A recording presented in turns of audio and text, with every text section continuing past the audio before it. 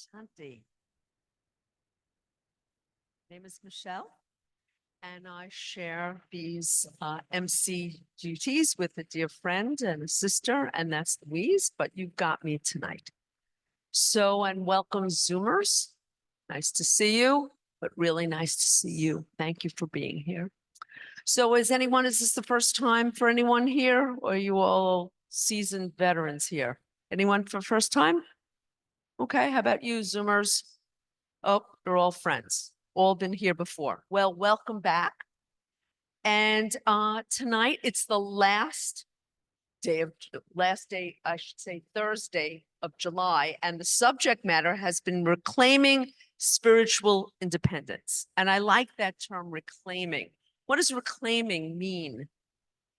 That it was always ours, and we may have let go for a while. So that's the beauty of the word reclaiming. It's there for the taking, it's ours, but sometimes we lose it. So tonight, the subject is a little, for me, and I'm speaking for myself, a little esoteric, being independent. Well, I think I'm independent, and come to think of it, I was born and raised in America. So I'm really independent and I enjoy freedoms. So I thought these props, but then I was thinking about it. Am I really independent? What does that mean? What does freedom mean? So I actually had to go to a dictionary, and I spent a good deal of time finding there's so many definitions of independence and freedom.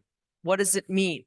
So I arrived at what I think works for me, and maybe our host tonight, we'll see if I match, but freedom is the power or the right, and the key word is power or the right. Even in that, it's a power or a right to act, to speak, or think as one wants without hindrance or restraint. So we think about freedom. You feel free, but are we really free when you're hurting others or others are restraining you? So that's a discussion. But independence is really what I wanted to focus on in looking. And it's what I came up with. And again, there's a whole host of definitions, but it's the ability to live your life without having to be helped or influenced by others. And that was the key for me. To be independent means that I will live a life, a choice, free will, if you will, not being influenced by others. So in our topic tonight, it says being independent. Independence can mean more freedom. But what does that mean if you're in relationships and if you're in, there are laws and things. So tonight, this is going to be for me, a most important and almost esoteric and nuanced discussion. And I know it's going to be because our speaker tonight is Erik, Brother Erik. And how many of you have had the gift, if you will, of having Brother Erik? He always manages to bring it home in a matter of like jewels that when you sift through sand, there's always a couple of jewels that you could use. You're shaking your head, right? So Erik is a practitioner of Raja Yoga for over 40 years. I can't get over that. And he's extremely experienced, that's for sure, as an instructor and a retreat facilitator. He is the Brahma Kumaris representative to the UN. He's on the board of directors of the Long Island Multi-Faith Forum. And last week, I got to see them in action, the Multi-Faith Forum, and it is incredible in terms of all of these different entities, religious entities. I call them religious, but they're really spiritual in the way they're all seeking. I think what I could speak, we're all here for that thing. And we are, regardless of the religion or their faith, they're all seeking the same thing, that connectivity to a spiritual being or a spiritual sense. And Erik is on the board of directors for many years. And before his retirement, he was a civil engineer in property loss management. But that's not what I think of Erik. I think of Erik as truly a very enlightened person who lives life. He understands the world but he has deep roots into his own spiritual independence. And we're going to get a glimpse of that, I think, tonight. So we're in for a treat. With that, Brother Erik.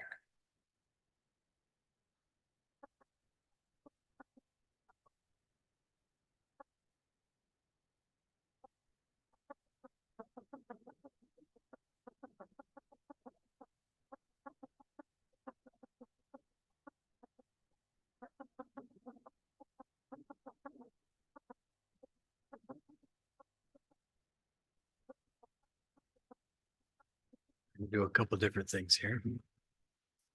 And always want to remind you that there's a lot of free choice here in Global Harmony House. And so you are free to choose the seats that you want. And so if you feel that being in front is a good thing, then this is a perfect time to say, I'm an American, I'm independent, I have freedom, and I can stand up right now and move to another chair if I so want. I have the feeling it's way dark in the back, but it's America, so you're free to choose where you want to sit. And before I forget, I hope that you have all been on our mailing list and have received something about tomorrow. Tomorrow's Friday. Tomorrow's Friday, July 26th. And once a year, we have our New York tri-state area centers get together and have a program in Central Park. And so it is peace in the park. There's going to be a lot of booths and tents and activities from, I think it's 1 to 6 or something like that. So if you need an excuse to entertain yourself, to have a good time, to be with like company and hang out in the park, giving peaceful vibrations, your invitation is offered. It is tomorrow. So if that works out for you, it's a great day. I think the weather's going to be fine. So if you want to add your peaceful vibrations and share that with 20 million people, then that's your chance tomorrow. I'll be there. So I did not bring any props or balloons or such like that. So I hope you will have a variety of different things to look at tonight. But I had the feeling this is the last Thursday. We kind of talk about independence. We start out 4th of July and what's freedom and all that stuff. And so I kind of knew that wanted to take a little different tact and might need your help in bringing out some of the threads that we're coming up with this. But the independence that we have, the freedom that we have, that's all well and good. And just want you to see, I'm going to ask you to recollect quite a bit tonight. Have you ever exercised that power, that freedom, that experience that this is what's right for me. This is what I want. And you might feel good about that. You know, I had a choice. This is what I want to do. I'm going to fight for what's right. And I'm going to work to make things better. And I'm going to, do what I think is best. You've all done that for yourself, right? Make choices, had that. And one of the experiences that I believe that we've had is feeling good about that. Yeah, this is what's right for me. I want to do this. This is my choice. This is what's going to happen. And when I exercise it, I get what I want and I feel good. Anybody had that experience before? One. Okay, that's good. There you go. We're family here. This is easy. Okay. Yeah, your arms move. But, I know how hard it is sometimes. You've got a sore shoulder, and so it's hard to raise your hand. But want to kind of look at it from the other angle, the other point of view. Have you ever made a decision that is important to you and you want to do that and it's right for you? And when you make it and when you get what you think you want, there's not the feeling of it being good or beneficial. but you have another experience, another kind of sensation, and maybe they come together. I got what I wanted. But you see somebody else, friend, family, stranger, whatever it is, and they aren't happy with what took place. And all of a sudden, this is what I want. This is the best for me, but it's not necessarily best for everybody. Have you ever had that experience where you've done something and you think it's right, but all of a sudden the actions, repercussions, consequences bring back another feeling? Oops. Maybe I should rethink this, or maybe, how do we do that? And so I had a number of balls in the air about this topic, but one that I'd like to share was growing up, I had a good friend. Okay? We'd like to hang out together. We played games together, and we kind of were okay. We kind of got along. I don't know if we needed each other, but we kind of gravitated towards each other. And everything is good when we chose to do things together. But over time, and this was a long time ago, there were different choices that we were starting to make. Let's do this. I don't want to do that. Let's do this. I don't want to do that. And if you've ever had a friendship, sometimes you grow apart. You find that you have different interests, want to do different things, make different decisions, and such.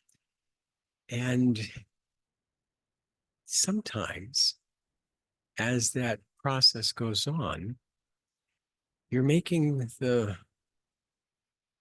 right decision for the relationship and you don't feel good. Have you ever done that? Okay, yeah, I'll go with you. I'm not real happy about it. Or you might say, well, no, I don't want to go. Or I don't want to do that because that's the right thing. And you still don't feel very good. Sometimes there's just hard choices to make, and the end result isn't going to be that everybody's going to be happy. We're independent to make those choices, and we make those choices all the time. But there are consequences to our freedom and decision and independence. Because sometimes, in this case, in this specific case, and I'll narrow, saying, no, I don't want to do that, I became independent, but I became alone. That relationship wasn't working out. It's natural, it's not a big deal, but trying to focus in on some of the details of that. And we started to grow apart, kind of saying the right thing for the self, and you get a response. And one of the things we talk about a number at a retreat on anger, and this is another concept that comes up, is that whatever you do, whatever you say, whatever is going to happen, there's a response to that. And there's a flow of energy. I say something, something comes back. There's involvement that takes place. And so there's decisions, there's experiences, there's relationships, and there's kind of a flow of energy back to some of the decisions that we make. And if we say, no, I'm not going to do this, and I'm going to do this, and we separate, sometimes we feel good about it, but at the same time, we feel good that we got what we wanted. We still don't feel great because things have changed. And sometimes that change is necessary, unpleasant, the right thing for us. It doesn't always make us feel happy, joyful, and this is good. And does this make any sense in that process? And sometimes we can make a decision and we can have whatever it is and decide, and it's not feeling right. And there's another sense, a quality that comes in with this. And I want to introduce that, and that's regret. Have you ever made a decision in your life, small, big, whatever it is, probably lots of them actually, and say, oh, that wasn't the right thing. I kind of regret doing that, regret saying that, regret, you know, if I had to do it over again. But we can't do it over again. And the regret feeling is there as information. It's telling us something. It's telling us something quite amazing because it's a spiritual vibration that we get. Every time we make a decision, every time we do something, there's something that comes back to us, a feeling and energy. And, you know, if I make it and we're together, and we decide to do that and everything's fine, there's this joy kind of that's shared. But if I do something and you don't want something and I feel a little joy and you feel a little something, then, you know, maybe I could have done something different. That regret feeling is telling us what we might do better next time. That regret feeling is telling us what else I might be able to think about. There's a variety of ways that we can kind of parse that and look at that and feel it. And that feeling then gives us a guidance onto our true nature. Okay. I don't like to hurt people, let's say. I don't like to hurt people, for example. And so if I say something, and I believe all of us have great capacity to hurt. Okay. Have you ever said anything, you know, and all of a sudden you realize that, you know, that energy has caused something to happen in somebody else? We're very powerful. So watch what you say and what you do. But we have the ability to say something and we get something back from others or ourselves from that. And it's like, oops, the regret sometimes comes when we make a decision and move on and realize that we have to do our best. We have to lead our lives. We really don't have any other choice. But if we recognize that I made a decision and I kind of regret that, what else comes when you regret something? Are you elated?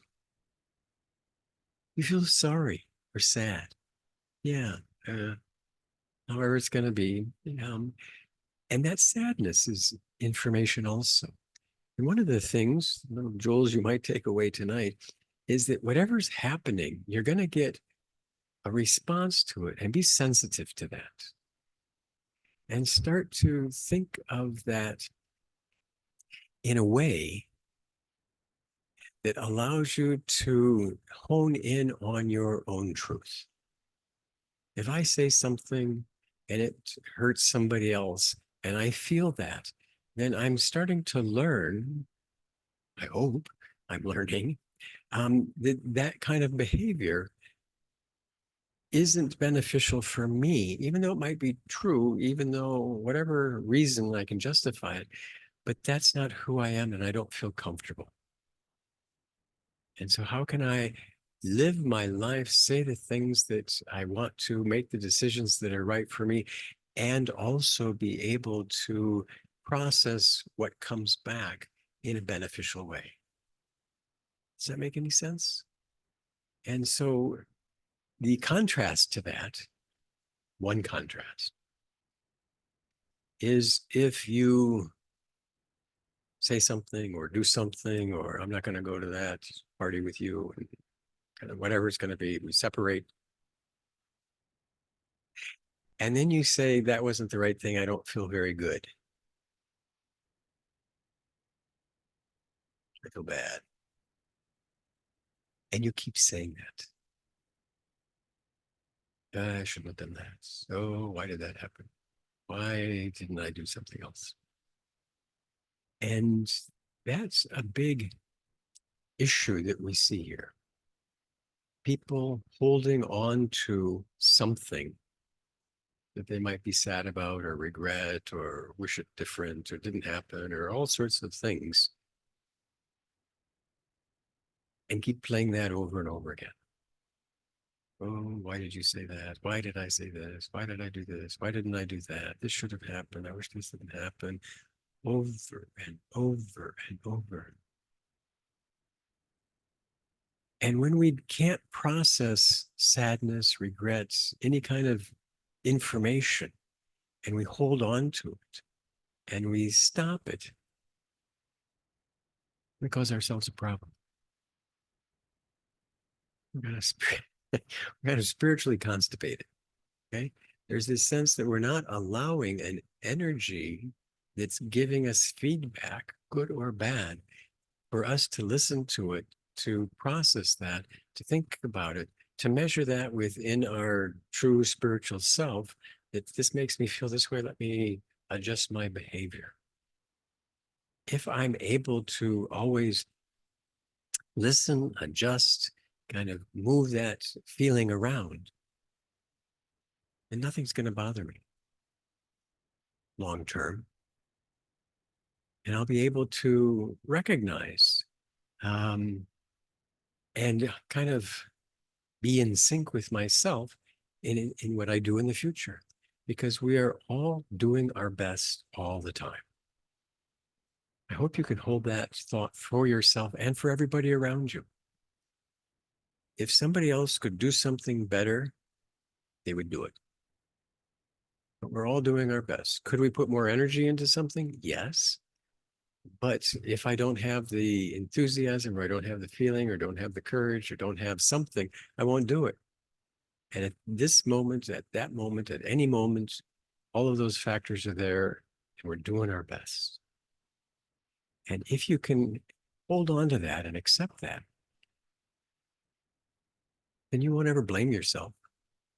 You won't ever regret anything. I did my best. This is what happened. Let it flow. Now, what am I going to do with this? What am I going to do with this information, with this feeling, with this response, with this reaction? Okay. I did my best. I didn't know I should stop at red lights. I wish I would have taken that course, but I didn't. Now I know, or whatever it's going to be. And we don't know everything. How many of you know everything? You got your phone. You probably all just have to say something and you know it. But we have a lot of blind spots. We have a lot of lack of information. We have a lot of lack of experience. So, every day we kind of get something new. But today you did your best with what you had. And if you did something and you regret it or it brought sadness, now you've got more information the next time. And so you can move on. So it's a good day. You learned something. It might be a hard process to think about and how to do that. But I want to give another little example that maybe just kind of pause and think.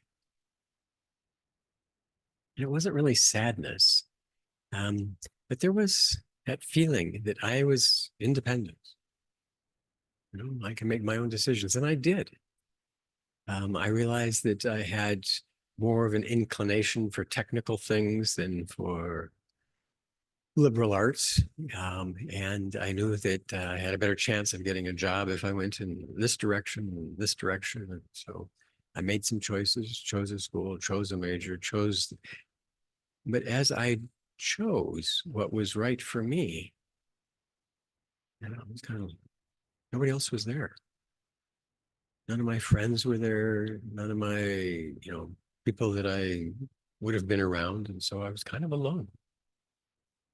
And it's a process of growing up, and we've all had that experience in different ways. You move away from friends, you move into a town, you have a new job. There's a lot of newness. And so that didn't really bother me, I was living my life, and we're all living our lives. We're all making decisions. And every time we make a decision, we make a lot of decisions. Did you know that? Every time you have lunch, you make a million decisions, because you're going to say, I'm going to have potato salad. But what you're also saying is, I'm not going to have tuna fish. I'm not going to have this. I'm not going to have this. I'm not going to have this. I'm not going to have this. I'm not going to have this. I'm not going to. You're making all those decisions at the same time. No big deal. Kind of interesting, but not going to help you in life. But after making decisions, there was a kind of a realization. I went back to a high school reunion, and it was after 50 years. And I saw people there that I hadn't thought about in 50 years. Like, oh, hadn't thought about you at all, Joey. I didn't say that, but it was, we had a big class, 500 or something like that. And not everybody came back. But then I had this sense that in high school and in college and my life and such, I made a lot of decisions that were, I thought were best for me. But because I was making those decisions, I realized most of the people in the room, I didn't know. I knew them at one point, and I pretty much held them in that place. Does that make any sense? You knew someone and they don't grow in your mind unless you meet them again. How many of you had that experience in COVID? Okay. COVID, we shut down. We didn't come here for 3 years, whatever it was. You didn't go and you didn't meet your regular people. And then after 4 or 5 years, you met them. What did you notice? What did you notice for a lot of them? They changed. Is that true to anybody? Somebody's like, oh, you kind of had to cover up your surprise. Oh, and none of us changed. You all look the same. But there was that sense that we hold people in our minds. And so I went to this, and there were 150 people, 50 years that I hadn't interacted with most of them.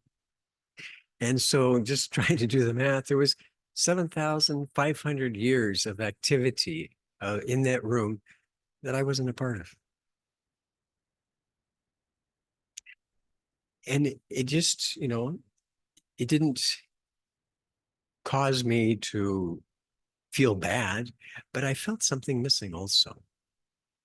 Okay. And there was a little sadness and there was a little regret that I didn't get to know these people better. Now, it would be impossible, but that doesn't mean that that feeling wasn't presented to me.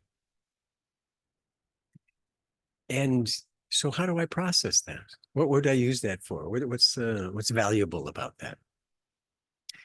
And one is, I guess, to realize that, we change circumstances. This is the only time ever in the history of Harmony House that this specific group in this specific arrangement is going to be here. Some of you might not be here next Thursday. There might be somebody else who comes in. You might sit in different seats. You might figure out that up in front is get better air conditioning. But this is tonight.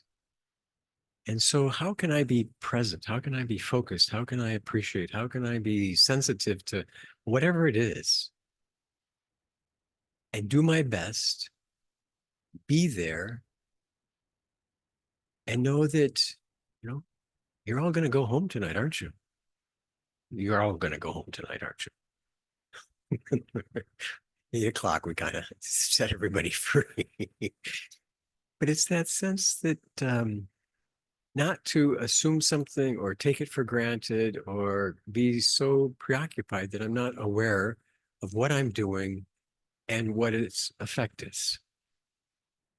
And when that sense that I've missed things, it's not because I didn't have what I wanted, but I can't have everything from everybody. Makes sense, right? You have something for lunch, you have a million, you don't have a million other things. You make a choice because you have freedom and independence in your life, and all of a sudden, that's eliminating other things. And when we start to have that awareness, then we're more present. We can be more present. We can be more focused. We can be very sensitive on how we, interact with others, what we want to do. But we can also have this process of how am I describing or playing or interacting with my own self in any situation. And what I mean by that is went to the reunion, had a friend. Those were the two little examples. And because of that, do I feel sad and tell myself a sad story? Oh, I miss these people. I don't know why I didn't come back more. I should have interacted, done this and that. Have you ever told yourself and thought along those lines? I should have, I could have, I wanted to, I don't know why. And you're telling yourself a story. You're having a conversation with yourself, right?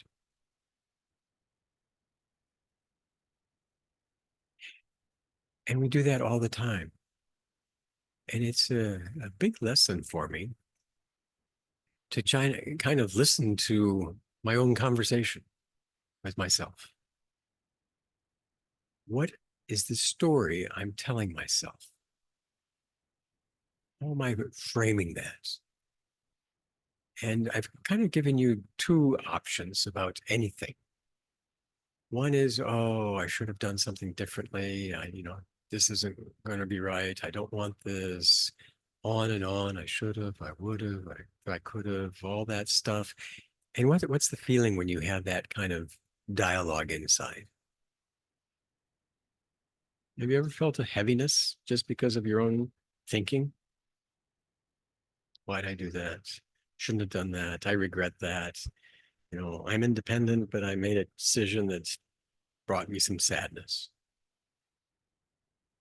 You can tell yourself, and you can repeat that, and you'll get very good at that. And so you have the power to engage yourself in regret and sadness, disappointment, upset. It's a choice. It's an option. There's a better option. And that's the awareness of, I'm going to tell myself a different story about it. I'm going to reframe it differently. And that sense of, I made a choice. I did what I felt was needed. And I can't do everything, but I did my best. And these were the circumstances. And I'm glad I had the opportunities when they were there. And I'm happy with that. Do you see the difference of those two stories? Are you aware that you tell yourself stories, that you have conversation, that you are kind of always evaluating? Listen to the story you tell yourself and be aware of that conversation and change it. You are free, you are independent, you are American, you can make your own decisions, right? So change the story. Change the dialogue in your head that you're doing your best. You can't do anything other than your best. And I'm going to take this experience from what I've got and learn from that and move forward. I try to remember two examples. One I just heard, and it was wonderful. It was reframing and positioning a fact. And I'm not going to offer getting into politics in any way, but want you to hear something I heard on the news. And that's President Biden has stepped away from, is not going to run for president in the election. And the vice president is kind of going to be the next nominee for the Democrats. And she was Kamala Harris. Kamala Harris was her name. And she was a district attorney in California previously. And they found out in the records that there was a donor who gave $5,000 to her campaign. And the donor's name was Donald Trump. Okay. So Donald Trump has given money to Kamala Harris for her political career. And one way it was presented was just simple fact was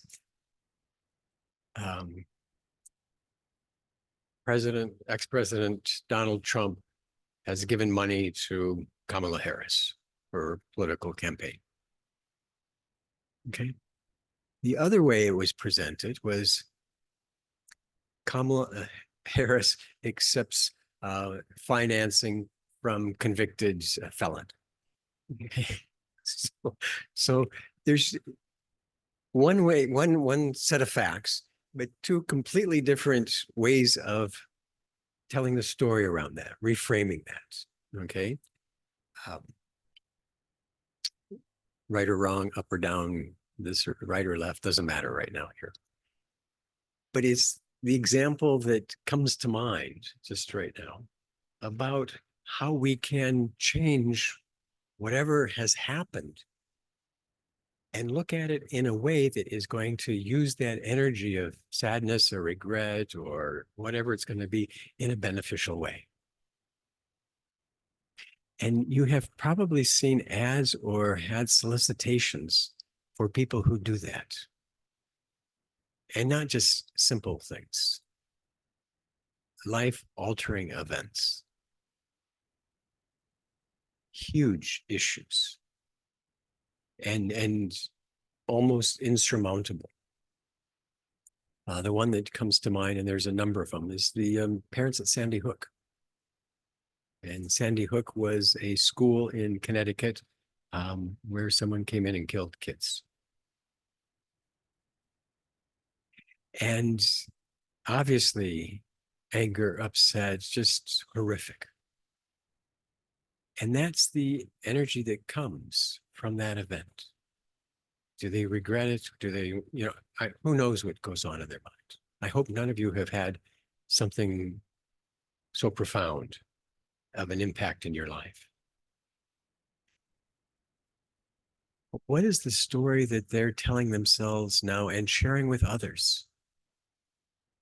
Because they could easily be angry, upset. I'm sure they still are to a certain degree. I don't know them.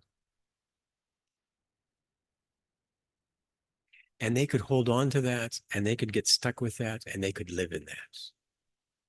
And there are people in the world who are living in the past upsets of their lives.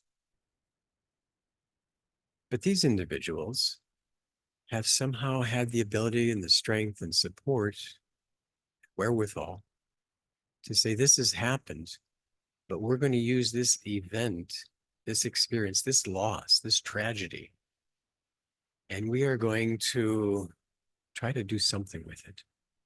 And so they've set up a foundation. They're trying to help other parents. They're doing a variety of different things.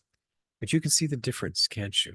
Of something happening and people hold on to the negative, the upset, the anger, the hatred. And that's the world they create for themselves. That's a fact, There was a car accident. MAD, right? Mothers Against Drunk Drivers. You heard of that before? There's a lot of groups, associations that have had experiences and somehow are able to tell a different story about that. Share that with others. Use the energy, anger, sad, fear, or whatever it is that comes from not getting what you want, and applying that in a beneficial way. And I think those are great examples for what we're actually doing in our meditation. How do I see myself? How do I look at myself? How do I hold a picture of what I want? What is the story I'm telling myself about who I am? And what is the energy that I bring out? And can I use that energy to get through mine and help others. Because you have lived long enough to know that not everything always works out the way you want it to. Maybe that's true for you. And so we all have coping mechanisms. And part of it is to hold on to a powerful way of seeing the self. And for me, here, practicing an awareness of who I am, how do I feel, how do I think, what do I want to choose, what are the qualities? And every time something happens, I get closer to my true qualities. And I believe, and my experience is that I like the love and the peace and the joy and the contentment. Those are the qualities that I want to activate and share and to have a part of my story.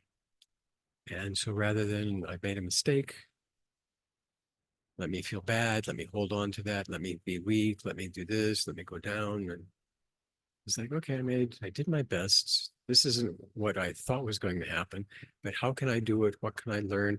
And how can I move through that and use whatever was taking place for my benefit, for others' benefit? And I'm going to pause at this moment because sometimes there are thoughts that others have, questions, stories, other things. And so is it possible that we might entertain any of your thoughts, reactions?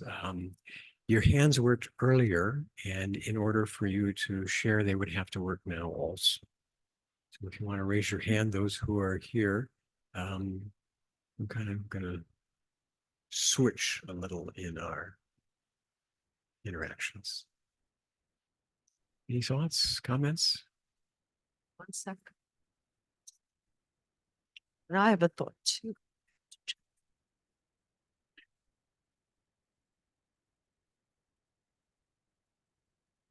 I would just like to contribute something to everyone listening, especially myself, because there's a difference between a decision and a reaction. And I have certainly, I actually did it here, shot my mouth off, like not meaning to do it. It was like a thought came into my head and it just happened very quickly. I do it every once in a while. I can't help it sometimes. That's different than a decision, right? When you're sitting in front of someone or in a situation and with volition say something that's hurtful or judgmental or not nice or prejudice, whatever. Because I think a lot of us, especially the kind of people that come here, we have a conscience and we can really beat ourselves up. That's what this whole thing is about, rumination. Like, oh God, I can't believe I did that. And it's really hard. And I think that the only thing that gives us that room in our heads is the meditation practice. So we have to be so careful. Great. Interesting reactions and decisions. Yeah, very much different. Anyone else?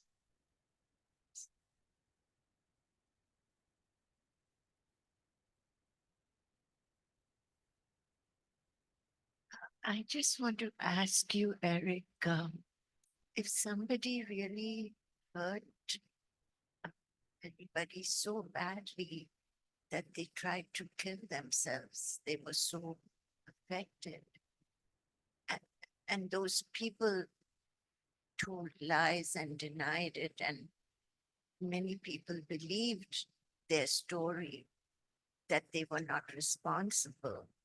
Would it be okay not to have any interaction with them, or what should one do?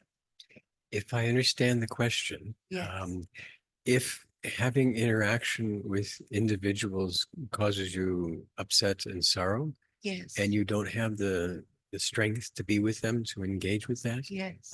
it sounds like that's a protective measure. So is that okay? From the sounds of it, yes. Yeah. To leave the world and kind of be a hermit might be an extreme. But there Yeah. have been people who just, have had it and Yeah. bail. I know it's not quite the same. It's not the same at all. Yeah. But there are individuals I had worked with, Yeah. and I sat here and they sat here and the bathroom was here. Yeah. I would go this way Oh, to avoid interaction. to avoid, right. Yeah.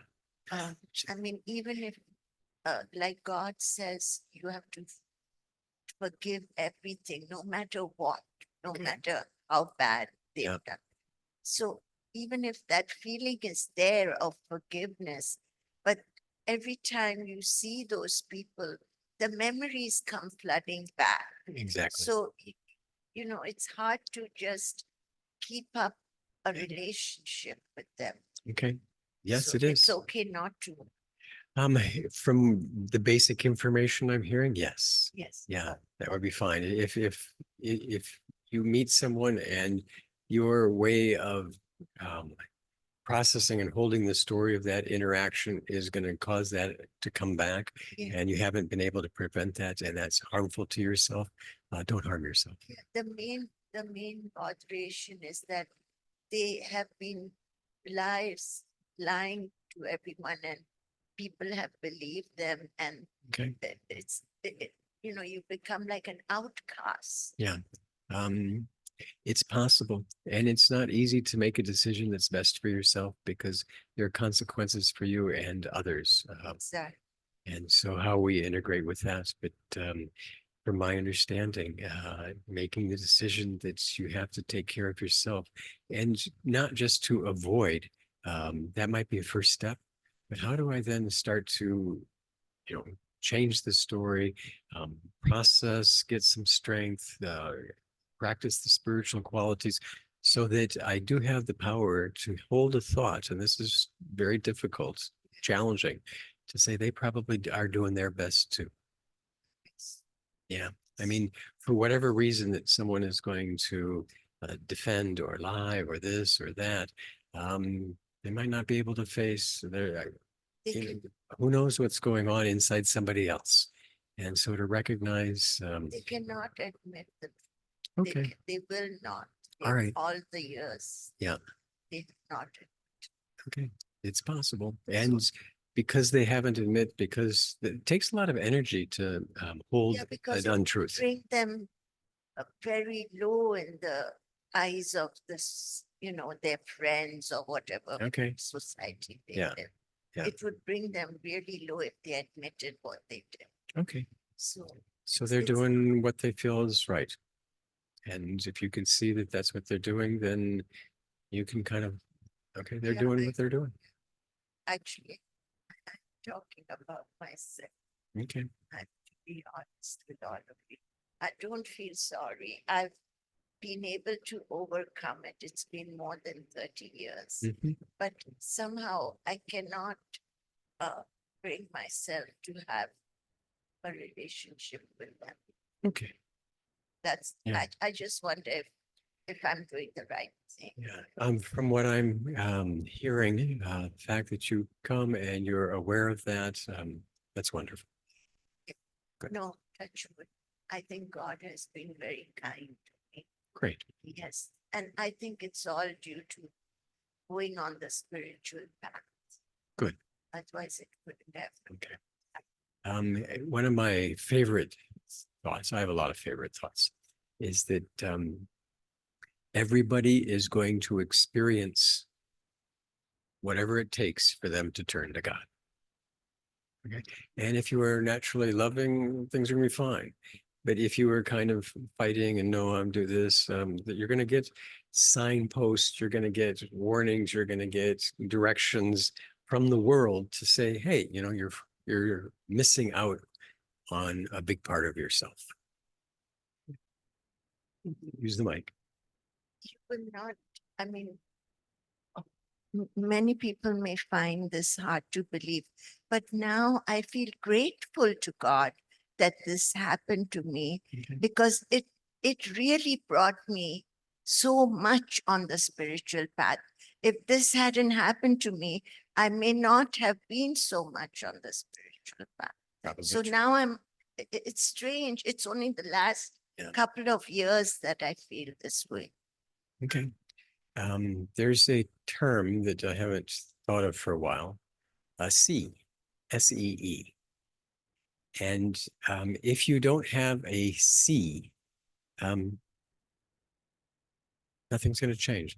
A significant emotional experience. Okay. And pretty much it's a whack on the side of the head. Because if you're going along and everything's fine, you're not going to do anything different and everything's going to be fine. Only when you have this and wake up and say, hey, what's going on? Do you then have the beginnings of an exploration of a deeper level? And to have it is a gift. Okay. It's usually something that's not very, it's disappointing. Why did this happen? Why they, what goes on? And then you start to investigate. And if you don't have that and you're always just happy, then that's not bad either. But it is an unexamined life, which no big deal either. Sure. Anyone else? I wanted to make a comment, similar, a little different tack than what was mentioned before in terms of a response rather than reaction. And, using discernment to make in other words, your response. Because many times, and this is something that I have been working on and particularly enhanced while studying with the Brahma Kumaris, is oftentimes you make a decision that you feel is right for you. Others do not agree. And even in your own best, they think it's in your own best interests. They will say, don't do that. And you still do it. And you feel that awkwardness, and it ties into everything I've heard years later. And at the time, you don't feel particularly good about it because you're going against the tide, so to speak. And I've gone through that. But years later, you feel, you don't always see the reaction the moment at the time, that it's often, it could even be years later, you see its benefit. And I've had that happen, but that's a practice. They go, well, how do you know you're doing the right thing? Practice. Yeah. And I found that's also the case. If you stay true to your, in quotes, school, and that's the term I use, and your own core, even if it feels for the moment, and it happens a lot, because not that if I was in a vacuum, I'd feel okay. But everyone's like, oh, you can't do that. You shouldn't do that. It's going to affect you. People are going to talk about you. But if your core is there and go up, which is another gift that I have, that I can go up, and it's like, you're okay. You don't even realize, and I like what you said, the benefits come not always at the moment, but years later. And it was like an aha moment, like, wow. And the things that are really important, the emotions that you feel, stay with you for a long time. Like I always say, I don't remember what I had for breakfast yesterday, but there are certain feelings that you have that stay with you for 50 years. And that's what really keeps, and that's what the miracle is to remember that. And I'm fortunate, I don't remember many things, but I remember the feelings. And I wonder if that ties in, is that a barometer for doing that right thing? Those feelings. I think being sensitive to what's going on and knowing that you're going to get a multiple of response.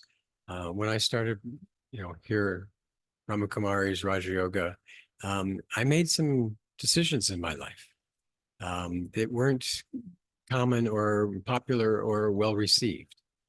And it might have caused some sorrow. And I changed my diet and certain things I wasn't going to have. And I made that decision based on what I thought was best for me, and would have encouraged others, but they weren't ready for that. And so that was an issue. No, I don't think I'm going to come over for dinner tonight. And so that affected relationships. And one of the things that and that I found out is that when you do something different, when you changes everything around you. Okay. And not everybody around you is ready for that change, but you kind of are moving them along. Basically, I felt that a vegetarian diet was spiritually beneficial for me.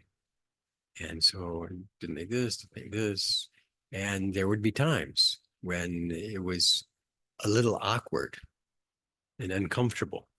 And more for other people than for me. At that time, I was clear, this is what I want to be. This is who I am. This is what I do. This was 40 years ago too, and not everybody kind of had that same feeling. I remember I went back to Iowa. That's where I'm from originally. State. And if you know much about it, we went into a restaurant and I ordered a salad. Somebody said, "Oh, he's a vegetarian," and the waitress says, "We don't get many of them around here." We sell cows and pigs and farms and animals and all that stuff. Yeah. Yeah, you're very kind, but we don't want your kind. So, but if it's all right, we'll just kind of wind down with a little reflection. And maybe we can continue this kind of conversation and interaction next Thursday. Is that all right? So let's just take a breath. And have that awareness that this was a month of independence. And we are free to make our own choices. And we make choices constantly. And every time we make a choice, we get a response. And we have a little chat, conversation, talk to ourselves about what we get. Tonight we made a choice to come here into the gathering of Global Harmony House.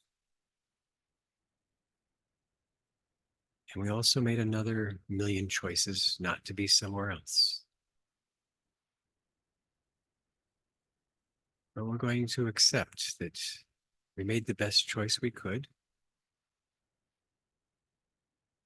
and examine how we feel because of that choice.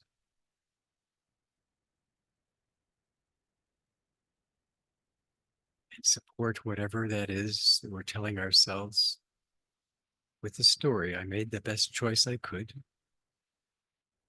I have learned from what has happened and how I feel.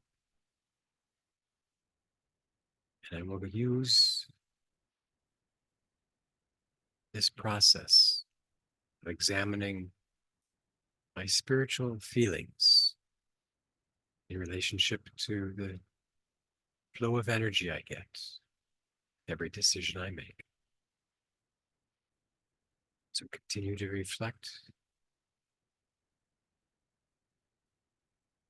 Continue to remember what's good for me will be good for others. And so let me be good to myself. Om Shanti, everyone. Very good. Thank you so much for coming. Sir, please stay for your blessing and your toli and Zoomers. Thank you. Actually, I'm just going to stay here. Thank you so much, Brother Erik. Gave us a Very lot good. to think about.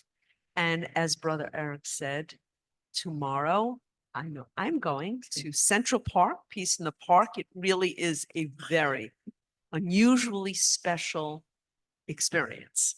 Year after year, it's 15 years, I think we've been doing it. In the Central Park, we bring our peaceful vibration. Imagine in the heart of the busiest city in the world, we bring peace. So it's very special. So I urge you, if you can, to go. And next week is a new month, and we're going to have a whole new series. So we will see you then, and we're glad you came. So we like your kind here. So thank you for coming, and we'll see you hopefully soon. And I think there's a totally and blessing that Sister Michelle is going to give to you as you go. Thanks again. Take care, everyone.